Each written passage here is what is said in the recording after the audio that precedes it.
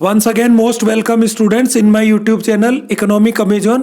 You are studying online with me. Hope you are enjoying. And it is the second part of this chapter. We are studying chapter 9, the problem of excess demand and deficit demand.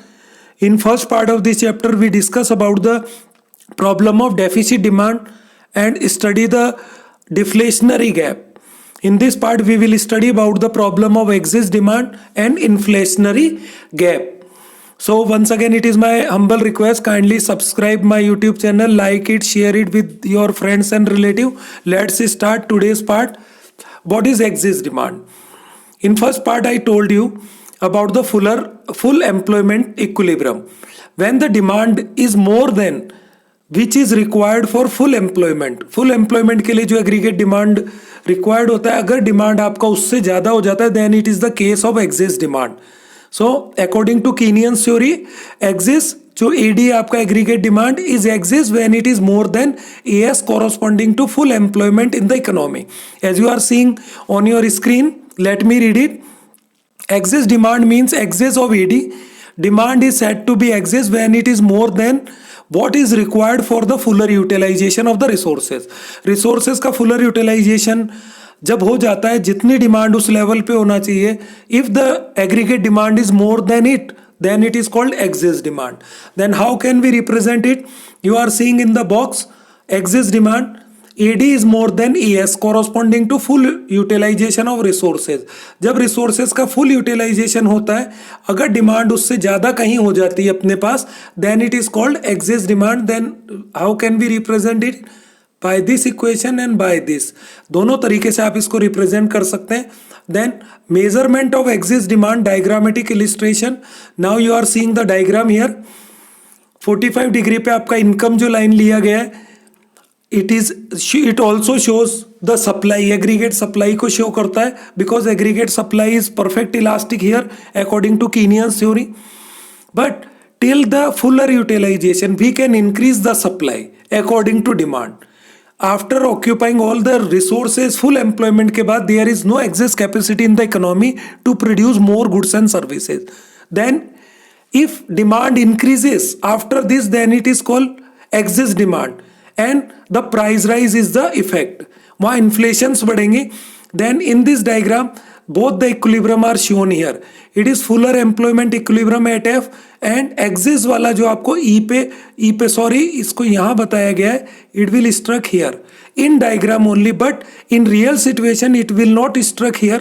ये यहाँ नहीं लगेगा actual situation में. Access employment, excess demand के case में आपका equilibrium F पे he struck होगा. Why? Because in economy we don't have the excess capacity to produce more goods and services. That is why price rise हो जाएगा. Price rise होने से some consumer will sacrifice their demand because it is not affordable for them. तो again price जो होगा fall होगा, but वहाँ price increase हो जाएगा. The producer will not suffer from the unfulfilled demand because they will cover their loss by increasing the price of their product. और ये अपने लॉ और जो सप्लाई और डिमांड था, इट इज सिंपल रूल. अगर सप्लाई आपके पास कम है डिमांड से, तो प्राइस हर चीज महंगी होगी. Then the diagram is easy to understand. OX axis we will take the income. GDP जिसको बोलते हैं एग्रीगेट डिमांड, OY एक्सेस है. And the diagram is here on your screen. Now come to the other page. First point ADF, it is related to the diagram. Diagram का जो explanation है वही point है जो मैंने अभी आपको यहाँ पे समझाया था. फर्स्ट है ADF, fuller utilisation line shows the required level of AD for full employment in the economy. ADP line shows planned AD. ADP जो है आपका प्लान्ड AD को बताता है which is higher than the full employment. और third point है the vertical difference between ADP and E, जो दोनों के बीच का गैप था, EF is called excess demand. वो EF वाला गैप कहाँ था आपके पास? ये डायग्राम में आप यहाँ देख पा रहे हैं. This is the gap. Let me show. Yes, here it is. ये जो आपका E से F वाला गैप है, ये एक्सेस डिमांड वाला आपके पास गैप होगा. Now causes of excess demand. What are the causes of excess demand? It is just opposite to the deflationary जो आपने गैप पढ़ा डेफिसिट डिमांड वाले थे, उसका जस्ट ऑपोजिट कर दें. इन टू सेक्टर इकोनॉमी आपके पास प्रोड्यूसर और हाउस होल्ड सेक्टर होंगे.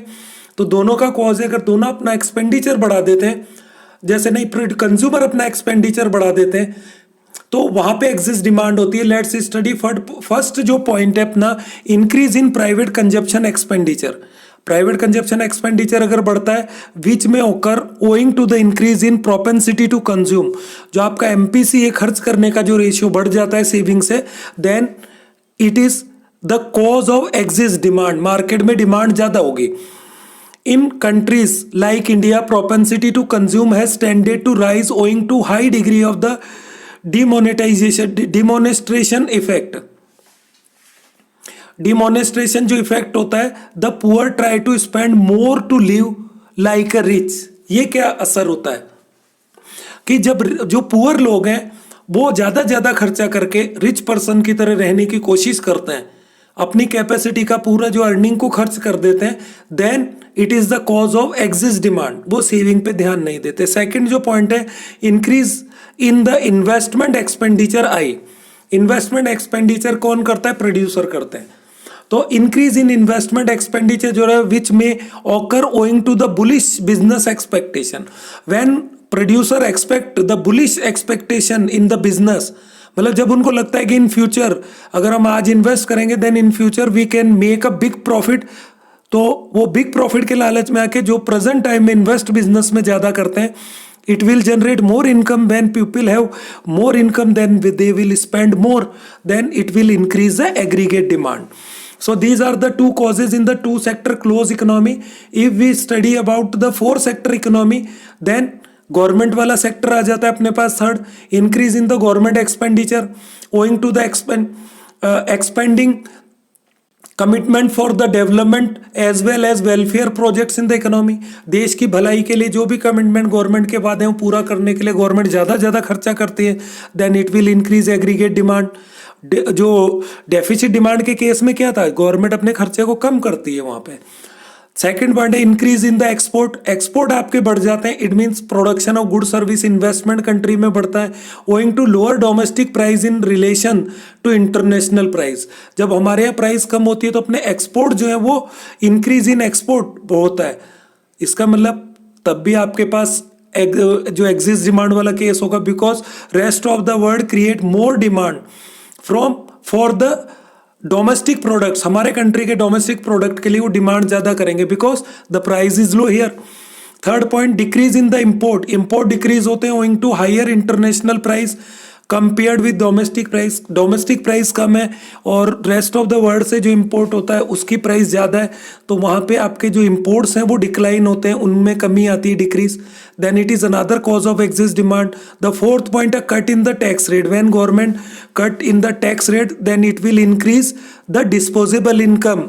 जो आपने डेफिसिट डिमांड में पढ़ा था ना, टैक्स को बढ़ाने से आपके पास डिस्पोजेबल इनकम कम होता है, तो टैक्स को रिड्यूस करना या सब्सिडी ज़्यादा देना, it will increase our disposable income. जब आपके पास डिस्पोजेबल इनकम बढ़ेगा then it will create more demand, तो वो एग्जिस्ट डिमांड के कॉजेज होंगे।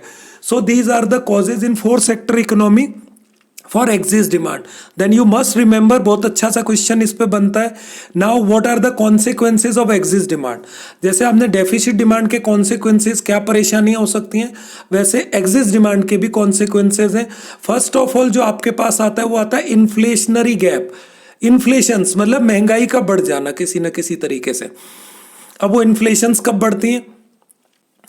When we cannot produce more goods and services according to aggregate demand के अकॉर्डिंग आप नहीं उसको कवर कर पाते, then it is called inflationary gap. अभी मैंने बताया था कि जैसे एग्जिस्ट डिमांड होगी तो प्राइस राइज होगा, कुछ लोग अपनी डिमांड को छोड़ देंगे, डिमांड फॉल होगा, इक्विलिब्रियम वापस ई पे आके स्ट्रक होगा, बट वहाँ जो producer will not suffer from unfulfilled demand, वो प्राइस बढ़ा के अपने लॉस को पूरा कर लेते हैं। Exist demand causes inflationary gap in the economy.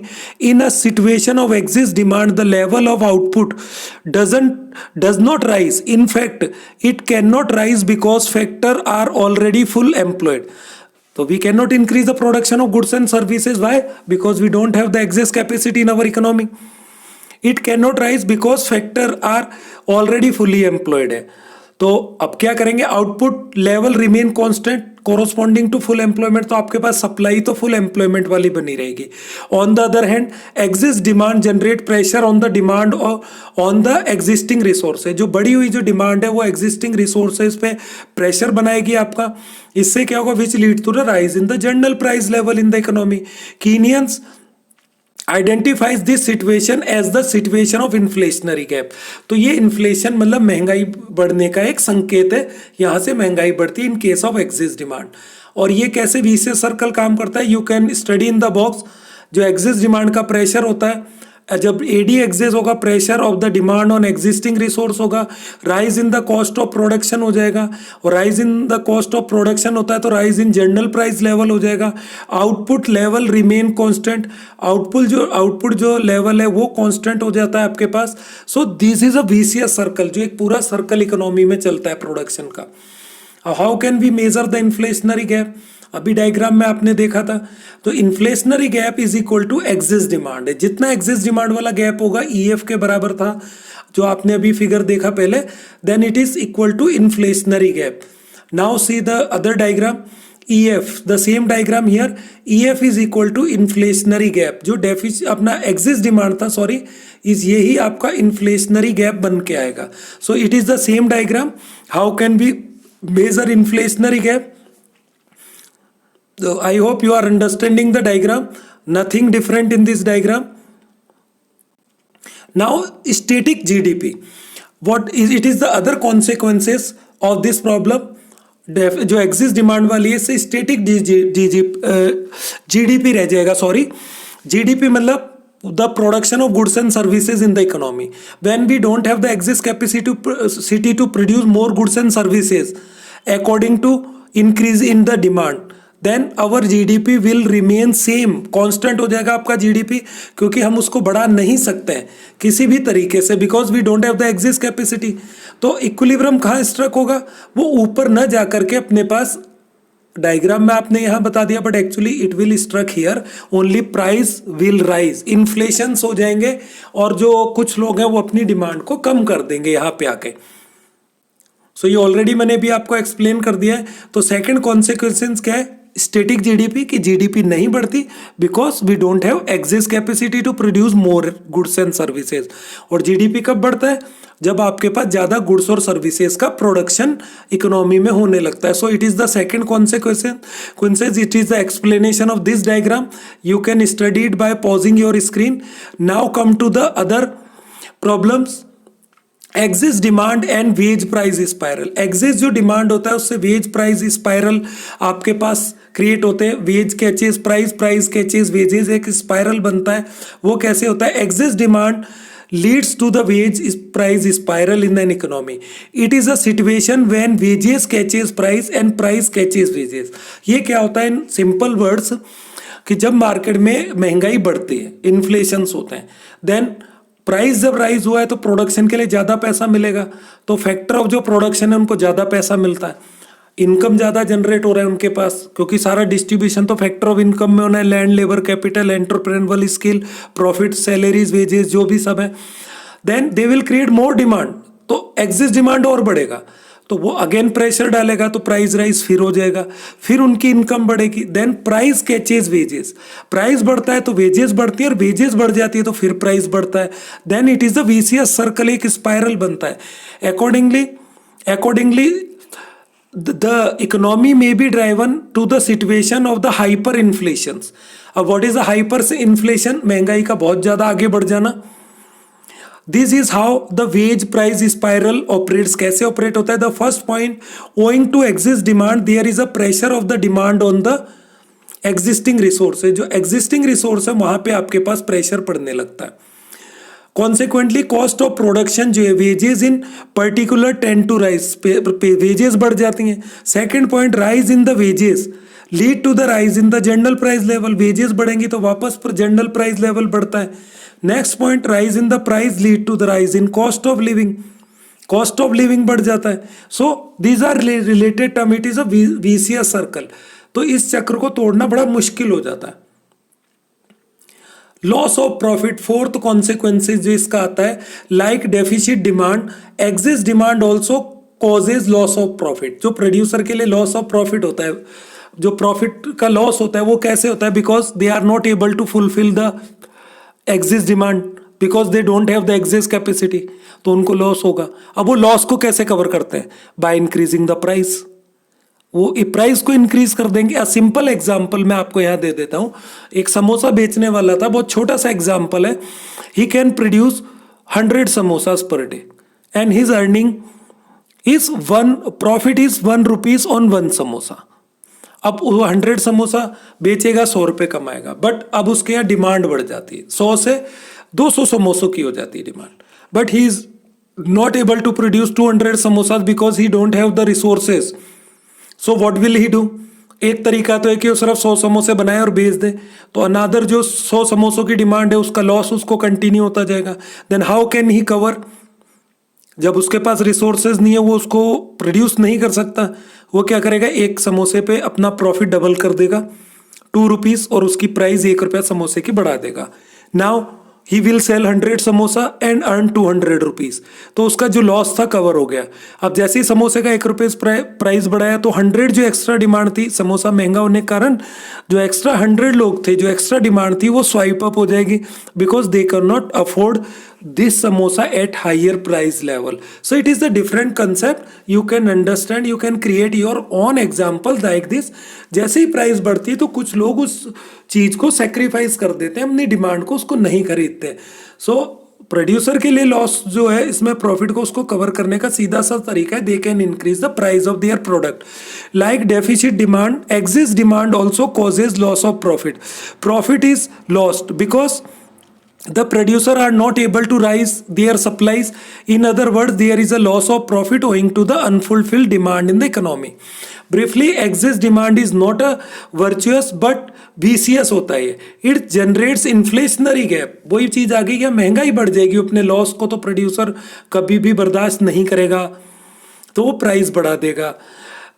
Devoid of any rise in GDP, excess AD generates pressure on demand. अब बिना GDP बढ़ाए तो जो excess डिमांड है वो प्रेशर डालेगी और महंगाई बढ़ेगी। Accordingly, cost of production rise in the cost lead to the rise in price, और cost बढ़ती, price बढ़ता है, the economy is caught in the wage price spiral, a challenge to stability of the economy. तो ये economy में stability का एक challenge आता है कि बार बार इन्फ्लेशन, प्राइस बढ़ना, डिफरेंस आना, अप डाउन होना, then it is challenging for any economy. Now inflationary gap and deflationary gap, एक आपके पास डिफरेंसेस हैं, there are 5 differences, let me read in the short. First है, इट इज एक inflationary gap जो है, it is the excess of AD over the above. It is level required for maintain full employment। से जो level maintain करने के लिए aggregate demand है, उससे ज़्यादा जब डिमांड होता है, देन इन्फ्लेशनरी गैप अपने पास होता है। डिफ्लेशनरी गैप है जब आपके पास फुल एम्प्लॉयमेंट वाले इक्विलिब्रियम से कम डिमांड होता है, देन इट इज़ डिफ्लेशनरी, जो आपके पास गैप क्रिएट होते हैं। सेकंड है, it occur when AD is more then AS, और इधर आ जाएगा when AD is less than AS। Third point, level of output is constant at full employment. Full employment वाला जो लेवल है उसके बाद डिमांड बढ़ती है, तो GDP आपका नहीं बढ़ेगा, GDP कांस्टेंट रहेगा। But in case of deflationary gap, level of output is less than that of full employment, से कम आपका GDP होता है, और आपको ऊपर जाने के लिए एग्जिस्ट कैपेसिटी इकोनॉमी में होता है। Fourth, there is no unemployment और under employment in the economy. Inflationary gap वाले केस में अनएम्प्लॉयमेंट प्रॉब्लम नहीं होता है, और अंडर एम्प्लॉयमेंट, ये दोनों प्रॉब्लम देखने को नहीं मिलते हैं। But in case of deflationary gap, there is unemployment और अंडर एम्प्लॉयमेंट, ये दोनों प्रॉब्लम डेफिसिट डिमांड में होता है। जो हमारे देश में एज अ चैलेंज है, आपने इंडियन इकोनॉमिक डेवलपमेंट वाली बुक में पढ़ा था, unemployment is a challenge before Indian economy, क्योंकि यहाँ पे डेफिसिट डिमांड है, डिफ्लेशनरी गैप यहाँ पे बनते हैं, और हमारा जो इक्विलिब्रियम जो है आउटपुट, वो फुलर एम्प्लॉयमेंट से नीचे की तरफ सेटअप होता है। Number 5, it lead to the wage price spiral. Inflationary gap में भी आपने पढ़ा है। डिफ्लेशनरी गैप में it lead to the low level equilibrium trap पे इकोनॉमी होती है। डिफ्लेशनरी गैप में लो एडी वाली जो है प्रॉब्लम आपको देखने को मिलती है. So these are the 5 basic difference between both the problems, inflationary and deflationary gap. Now next page there are 2 high order thinking question. First, how does propensity to consume affect AD? जो propensity है MPC आपका consume करने का, वो कैसे affect करता है? देखो, इफ योर जो propensity to consume ज़्यादा होगा तो एग्रीगेट डिमांड ज़्यादा होगा. डेफिसिट डिमांड वाला इक्विलिब्रियम है तो वहाँ पे तो propensity आपको बढ़ाना है ताकि आप फुलर एम्प्लॉयमेंट की तरफ चले जाएं. If your economy is facing the problem of axis demand तो वहाँ पे आपको propensity को कम करना पड़ता है. तो ये इस तरीके से अफेक्ट करेगी. Answer is here, you can study. कभी भी आप इसको स्क्रीन को पॉज करके पूरा पढ़ सकते हैं. सेकंड क्वेश्चन है, अकॉर्डिंग टू कीनियंस जो थ्योरी है, price level rise only after full employment. Full employment के बाद प्राइस लेवल क्यों बढ़ता है? Simple answer, because after the full employment जो है आपके पास you don't have the excess capacity to produce. मतलब ज़्यादा सप्लाई आप गुड सर्विसेज को प्रोड्यूस नहीं कर सकते इकोनॉमी में. So it is the cause. तो सिंपल आंसर है जो भी आपने पूरी थ्योरी पढ़ी